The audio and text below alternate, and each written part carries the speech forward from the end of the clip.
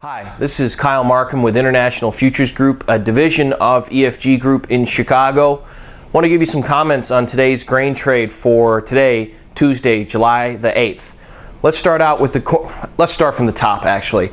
Obviously, as you guys know, there's been a very significant sell-off in the Chinese stock market. It started to impact commodities everywhere, as well as the stock market, and you're seeing some pretty violent moves across the board.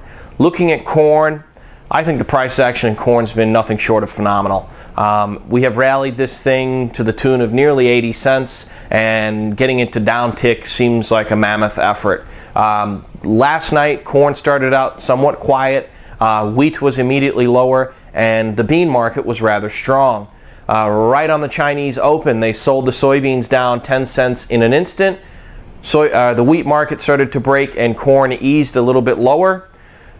This morning, the markets were all kind of soft as we went into the biscuit break.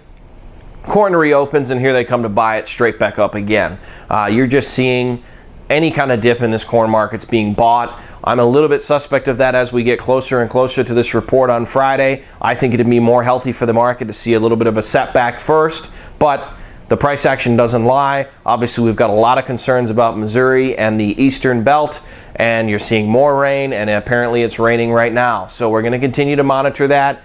Keep in mind, Iowa looks phenomenal. A lot of Nebraska looks good, and Minnesota appears to have a great looking crop as well. So for corn, we'll see how these exports come out on Thursday. It is definitely the best of the bunch right now, and it seems like almost across the board, it is having the least impact or ramifications from what's been going on in China. Until something changes, you got to continue to be looking for spots to own corn on weakness. But remember, we are on an 80-cent rally, and the market's had a hell of a hard time breaking. Moving on to the wheat market, I think wheat's all about this 570, 572 area. We've been protecting that in the September contract for some time. The wheat tender, or the Egyptian tender, excuse me, only further illuminated the fact that we are so far off the mark as far as global pricing and being competitive.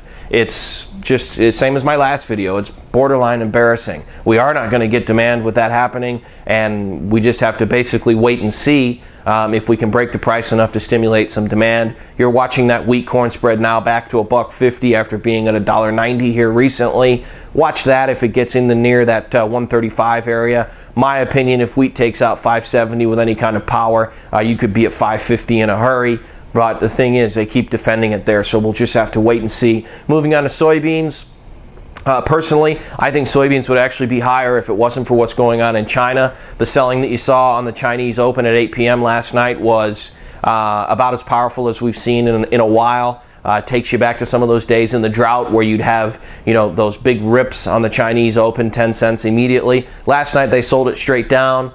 They sold it down into the biscuit break this morning. The U.S. shows up, and here we come to buy them. It appears at this moment, as far as soybeans go, we have China selling and the United States is buying. At least that's how it appears. I'm not sure who's going to win that battle. In the near term, there's no way really to decide when is China going to be done liquidating. As you guys know, beans don't like wet feet. It appears to be wet everywhere, and the weather maps continue to look wet.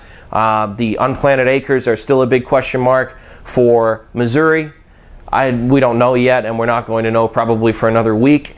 As far as the USDA on Friday, we'll see if they play with the yield. As you guys know, generally they're not really too excited in that regard. And at this moment, like I said, I expect beans to actually be higher than where they are if it wasn't for the fact that China is effectively liquidating commodity exposure to pay for the mother of all margin calls in the equity market. So at this precise moment, we've got a tremendous amount of outside risk. Markets are moving very quickly, and volatility is quite a bit higher than it has been recently.